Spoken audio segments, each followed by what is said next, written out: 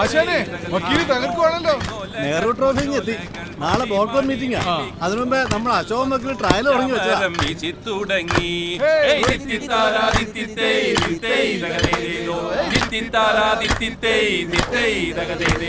ചമ്പക്കുളം പള്ളിക്കൊരു വള്ളംകളി പെരുന്നാള്, അമ്പലപ്പുഴയിലൊരു ചുറ്റുവിളക്ക്.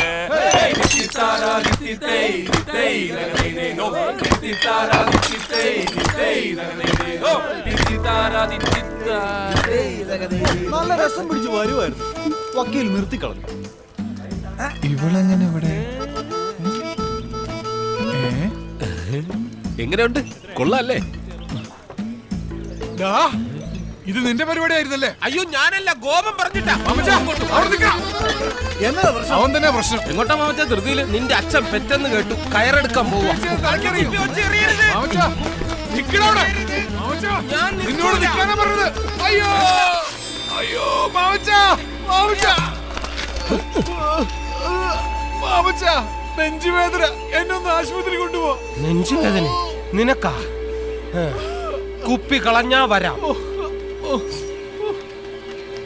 അയ്യോ എന്നെ നെഞ്ചു വേദനെടുക്കണേ. അയ്യോ ായിരിക്കും എന്നെ അടിക്കാൻ. ഞാനിപ്പോ ചത്തുപോവേ. എന്നെ ആശുപത്രി കൊണ്ടുപോകണേ.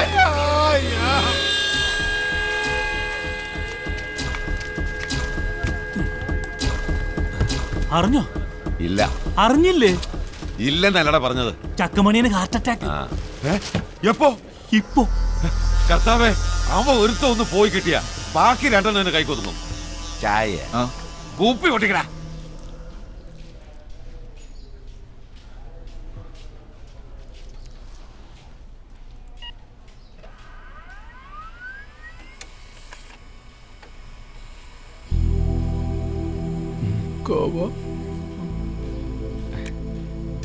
ഒന്നുമില്ല.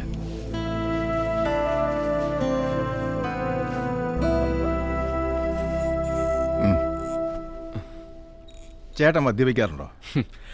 സഞ്ചരിക്കുന്ന ഒരു കള്ള് ഷാപ്പാണ് ഡോക്ടർ. ഓ, അപ്പൊ അതാ കാര്യം. ഇന്നലെ കുറച്ച് ഓവറായി കാണും. അതിന്റെ ആഫ്റ്റർ എഫക്റ്റാ. ഇഞ്ചക്ഷൻ കൊടുത്തപ്പോഴേ പെയിൻ മാറി. ഗ്യാസിന്റെയാ. വേറെ പ്രത്യേകിച്ച് അസുഖമൊന്നും കാണുന്നില്ല. ഇല്ലേ? ഇല്ല. എന്റെ പൊന്നു ഡോക്ടറെ, ദൈവമായിട്ട് കയറ്റിയ ഗ്യാസാ. അത് ദയവായിട്ട് ഒരു ഹാർട്ട് അറ്റാക്ക് ആക്കി മാറ്റണം. അറ്റാക്കോ? അതെ. സ്വന്തമായിട്ട് വേലയെടുക്കാതെ ജീവിക്കുന്ന 3 ചേട്ടന്മാരാ. ഡോക്ടർക്ക് അറിയാമല്ലോ. ഇനി വേലയെടുക്കാതെ ജീവിച്ചാ ഹാർട്ട് അറ്റാക്ക് വന്ന് തട്ടിപ്പോവുന്നു. ചെറുതായിട്ടൊന്ന് വരട്ടി വിട്ടാ മതി. മരണഭയം ഏത് മനുഷ്യനെ മാറ്റും എന്നാണല്ലോ. ശരി, വിളിക്ക്.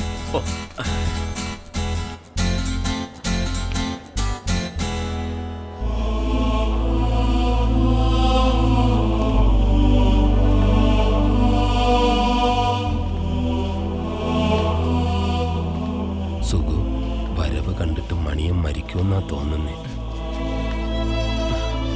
ചേട്ടാ, റിസൾട്ട് കിട്ടിയോടാ? കിട്ടി. ഹൃദയം മാറ്റിവെക്കേണ്ടി വരൂ. എന്തിനാ മാറ്റിവെക്കുന്നേ? പഴയ സ്ഥലത്ത് തന്നെ ഇരുന്ന എന്താ കുഴപ്പം? നിങ്ങൾ 3 പേരോടും ഡോക്ടർ അകത്തേക്ക് വരാൻ പറഞ്ഞു. നീ പേടിക്കണ്ട മണിയാ. മരിച്ചാലും ഞങ്ങളൊക്കെ നിന്റെ കൂടെ ഇല്ലേ? ഇത് പകരോ മാമച്ച? സൂക്ഷിച്ച്. അറിയിക്കേണ്ടവരെയൊക്കെ അറിയിക്കായിരുന്നു. വിറക് ഞാൻ ഓർഡർ ചെയ്യാം. ഇരിക്കെ. പതുക്കെ. എന്താ 3 പേർക്കും ജോലി? അങ്ങനെ പ്രത്യേകിച്ചൊന്നുമില്ല. സമയത്തിന് ഭക്ഷണം കഴിക്കാറുണ്ടോ? ഉവ്വ്. അതെങ്ങനെ, മോഷണം പതിവുണ്ടോ? അത് ഇവനാണ് വീട് നോക്കുന്നത്. നാണുണ്ടോ മിസ്റ്റർ? നിങ്ങളുടെ അനിയനായതുകൊണ്ട് അധ്വാനിക്കാതെ ജീവിക്കുന്ന നിങ്ങളുടെ ഇയാൾ ക്ഷമിക്കും. പക്ഷേ അസുഖങ്ങൾ ക്ഷമിക്കില്ല. അധ്വാനിക്കാത്തവരുടെ രക്തക്കുഴലുകളിൽ കൊളസ്ട്രോൾ അടിഞ്ഞുകൂടി ബ്ലോക്കാവും. നിങ്ങൾക്കുണ്ടായത് അതാണ്, മെറ്റബോളിക് സിൻഡ്രം. ഇതൊരു രോഗാവസ്ഥയാണ്. ഒരേ കുടുംബത്തിലുള്ളവരായതുകൊണ്ടും ഒരേ ശരീരപ്രകൃതിയുള്ളവരായതുകൊണ്ടും ഒരേ ജീവിത രീതി ആയതുകൊണ്ടും നിങ്ങൾക്കും എപ്പോൾ വേണമെങ്കിലും ഇത് സംഭവിക്കാം. സംഭവിച്ചാൽ ഒരു വശം തളർന്ന് കിടപ്പിലാവാം, കിഡ്നി ഡാമേജ് ആവാം, അറ്റാക്ക് വന്ന് മരിച്ചു പോവാം.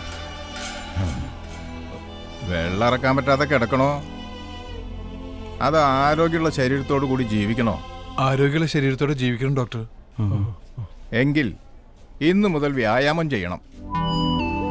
ശരീരം വയർക്കണം, ശരി. അധ്വാനിക്കണം. ചെയ്യാം ഡോക്ടർ. ശരി, അടുത്ത മാസം 10-ാം തീയതി വന്ന് 3 പേരുടെയും ബ്ലഡ് ചെക്ക് ചെയ്യണം. ഓ എന്നാ ഞങ്ങളങ്ങോട്ട് ഉം. പതുക്കെ.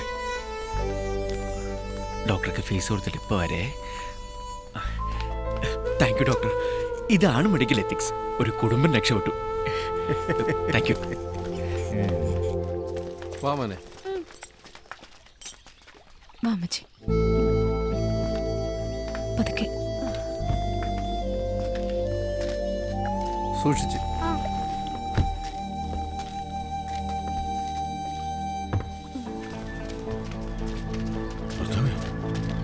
ഇവരെന്തിരിപ്പോ ഞെരിച്ചു പിടിച്ചുകൊണ്ട് വന്നു? അതാരും ഇല്ലടാ.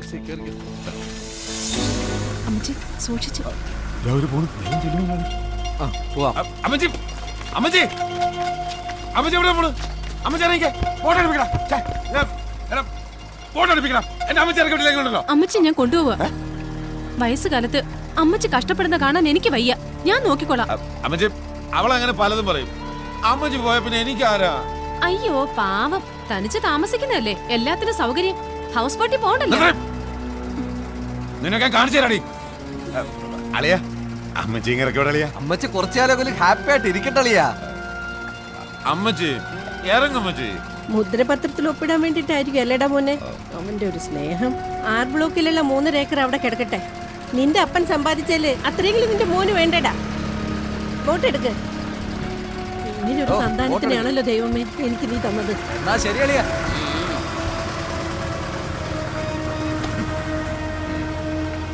അണ്ടർഗ്രൗണ്ട് പണി ഒരുപാട് നടക്കുന്നുണ്ടല്ലോടാ. 6 ബ്ലോക്കിൽ 3 ഏക്കർ വിൽക്കാൻ പോകുന്ന ഒരു അമ്മച്ചി എങ്ങനെ അറിഞ്ഞു? ആലപ്പുഴ വെച്ച് ലിസി ചേച്ചിയും ഗോപനും കൂടെ സംസാരിക്കുന്ന കണ്ടപ്പോഴേ ഞങ്ങൾ വിചാരിച്ചതാ ഇത് കുരിയച്ചിട്ടുള്ള അവന്റെ അടുത്ത പണിയാണെന്ന്. ഉറപ്പല്ലേ ഇത് ആ വഴിക്ക് തന്നെ വന്ന പണിയാ? ഞങ്ങൾക്കൊരു സംശയമില്ല. ഞങ്ങൾ ബോട്ടിലോട്ട് പോയിക്കോട്ടെ. നിനക്ക് എക്സ്ട്രാ എടുക്കണമായിരുന്നു. അതില് അവിടെ ഞാൻ അപ്പോഴേ എന്നോട് പറഞ്ഞില്ല ഇത് പണിയാവും. ഗോപനുള്ളത് കുരിയച്ചൻ കൊടുത്തോളൂ. അടുത്ത കണി വരുന്നുണ്ടല്ലോ. കുരിയച്ചോ, ആ മണിമലക്കാരാ, മണിമല പാപ്പൻ. അവിടെയൊക്കെ ഭയങ്കര ഫേമസാ. ഇടയ്ക്ക് വന്നിരുന്ന് കാറ്റുകൊള്ളാൻ കുട്ടനാട്ടിൽ കുറച്ച് പറമ്പ് വേണം. നമ്മുടെ 6 ബ്ലോക്കിലെ സ്ഥലം കണ്ടപ്പോ ഇവർക്കങ്ങ് ബോധിച്ചു. വില അങ്ങോട്ടും ഇല്ല ഇങ്ങോട്ടും ഇല്ല. കുരിയച്ചൻ പറഞ്ഞതിൽ കബൂലാക്കാം. നീങ്ങന്ന്. എല്ലാം റെഡിയാണ്. വെയിറ്റ്. പിന്നെ ഇപ്പൊ പഴയ പോലെ അല്ല, കമ്മീഷൻ കൂട്ടി 3% ആക്കി. അതിൽ കുറയ്ക്കാൻ പറയരുത്. അങ്ങനെയാണെങ്കിൽ നമ്മൾ സംസാരിച്ചിട്ട് കാര്യമില്ല. 2% ആയാലും മതി. ഞാൻ സ്ഥലം വിൽക്കാൻ പോകുന്നതായിരുന്നു ഞാൻ ആരോടെങ്കിലും പറഞ്ഞു. അടിക്കരുത്. ഒരാളോട് പറഞ്ഞു. ആരോട്? ചക്ക ഗോപനോട്. പക്ഷെ അവൻ പറയേണ്ടവരോട് പറഞ്ഞു. ലിസിയോട്. സ്ഥലം വിൽക്കാൻ സമ്മതിച്ച അമ്മച്ചി ഒപ്പിടുന്നതിന് മുമ്പ് അവളങ്ങ് കൊണ്ടുപോയി. ഇപ്പൊ ഞാനും ഇപ്പൊ ഇതേ അവസ്ഥയിലാണ്. എന്റെ മൂന്നും പോയില്ലേ. അവൻ അവന്റെ അവസാനത്തെ കളിയാ കളിക്കുന്നേ. എന്റെ ജീവിതം തകർത്തു. ഇപ്പൊ എന്റെ കുടുംബം. അവന്റെ അണ്ടം കീറുന്നൊരു പണി ഞാൻ കൊടുക്കും. പിന്നെ അവൻ പൊങ്ങില്ല. ചെല്ലേ പോയി പറഞ്ഞേക്ക്. അങ്ങോട്ടോടെ പോണു. ഇവിടെ വാതിലടച്ചേക്ക്. ഒന്ന് തുറന്നു തരൂ. അവരറിയണ്ടേ. നിന്ന് ബോറടിച്ചോ? ആ സ്ഥലം വിറ്റുപോയി കേട്ടോ. കമ്മീഷനും കിട്ടി. എന്നാലും ജലജ ചേച്ചിയെ ഷാപ്പിൽ കൊണ്ട് നിർത്തിയത് കഷ്ടായി. അമ്പലത്തെ കൊണ്ട് നിർത്തിയിട്ട് കാര്യമില്ലല്ലോ. മൂപ്പര ആ ഏരിയയിലേക്ക് പോകാറ് പോലും ഇല്ല. എല്ലാ ദിവസവും വരുന്ന ഒരേ ഒരു സ്ഥലം ഷാപ്പ.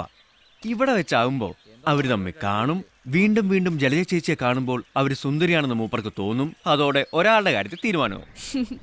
അതുപോരല്ലോ, പിന്നെ നിൽക്കല്ലേ 2 പുലികള്. അവരെയും പൂട്ടാനുള്ള വഴികൾ ഞാൻ ആലോചിച്ച് വെച്ചിട്ടുണ്ട്. അതിന്റെ തുടക്കമായിട്ട് അകത്ത് എന്റെ ചെലവിൽ കള്ളൂടി കണക്കുക. ആഹാ. അതെ, ഞാൻ പിന്നെ വിളിക്കാം കേട്ടോ. ശരി.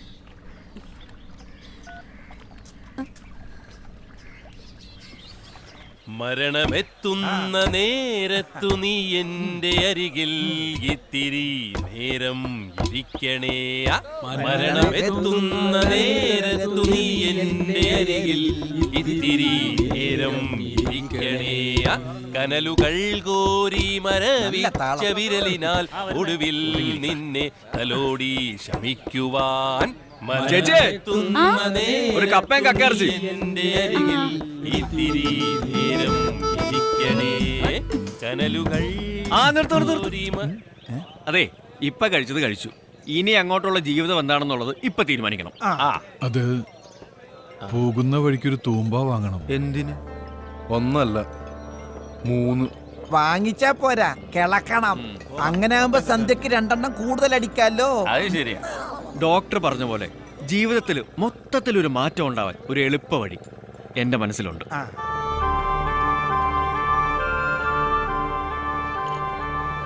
നീ ധൈര്യമായിട്ട് പറടാ. നാളെ ബോട്ട് ക്ലബിന്റെ ജനറൽ ബോഡിയാ. ഇത്തവണ നെഹ്റു ട്രോഫിക്കുള്ള തുഴച്ചിൽ ടീമില് ഇവര് 3 പേരും ചേരണമെന്നാണ് എന്റെ അഭിപ്രായം.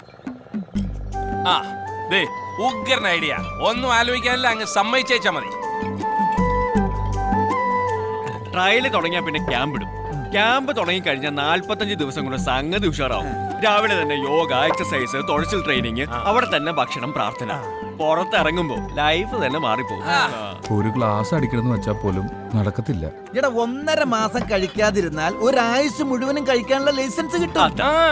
ഇത്തവണ മണിയൻ ക്യാപ്റ്റൻ ആവണമെന്നാണ് എന്റെ ആഗ്രഹം. ഇവര് 3 പേരുള്ള ടീം നെഹ്റു ട്രോഫിയായിട്ട് ഈ കരയിൽ വന്ന് ഇറങ്ങിയ ഇവരുണ്ടാക്കി വെച്ച ചീത്തപ്പേരെല്ലാം അതോടെ തീരും.